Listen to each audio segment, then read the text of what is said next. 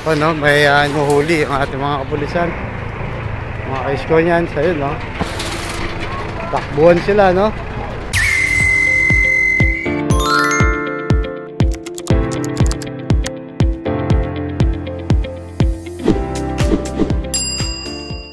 Morning mga ka-Iskonians, araw ng Sabado ng umaga.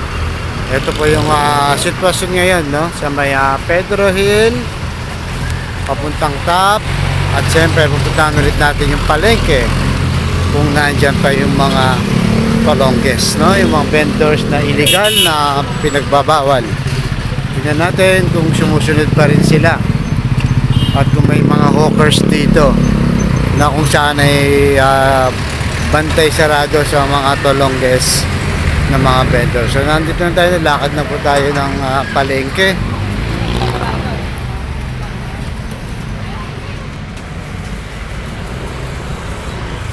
So yun po na. So medyo mas nakatabi na po sila at ayan, may mga konting pakalat-kalat. Wala yata ang hawkers dito. Pero at least nasa gilid po sila.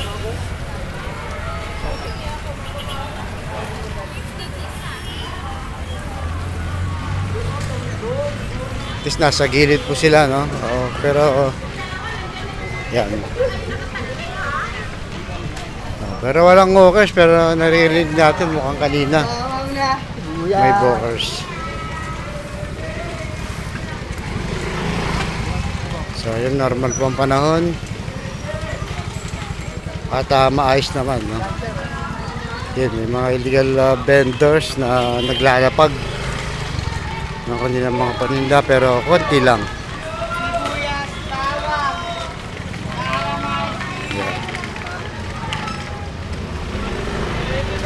May mga nakaparada, no? Hindi maiwasan to, mga sidecar naghihintay po, no, ng namamalengke.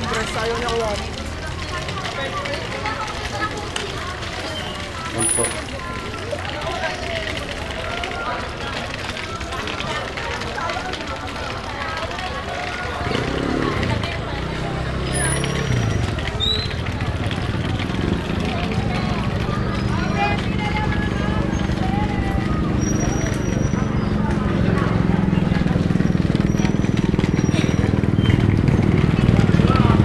So medyo maraming tao ngayon. Pero yan, tinabi na yung mga tinda nila.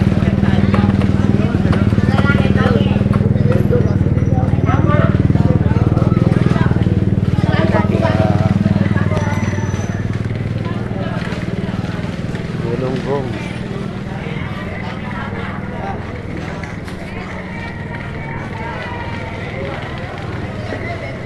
Pero yung mga nagpupuslit, ano talaga ito, di maiwasan.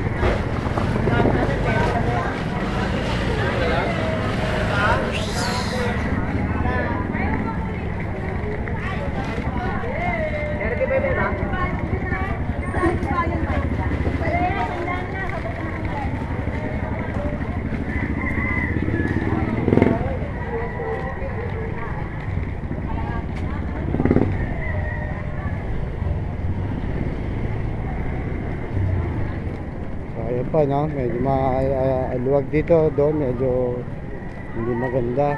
Pero yan, talagang may naglalatag, no, pag-alis po ng mga hawkers. Alak.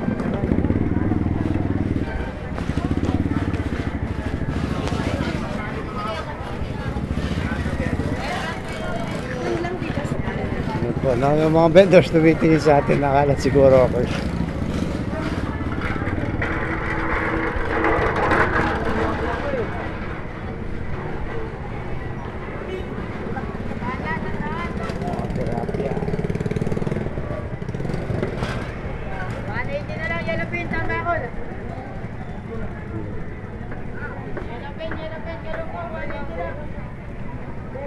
So pa na, medyo mahaba yung palengke dito, malaking palengke po ito.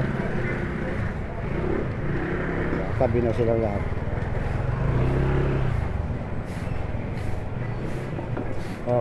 So dito na lang. So yun po na mga ka-Iskonians.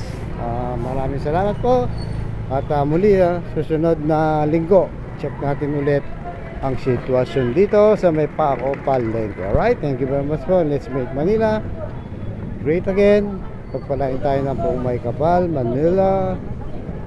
God bless.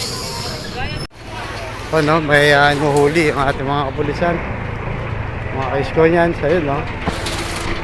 Takbuhan sila, no?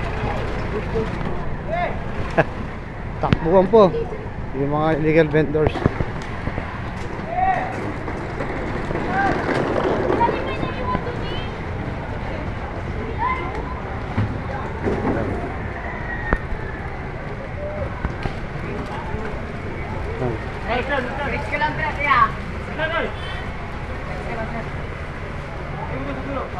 Ayan, kinuha na mga illegal vendors.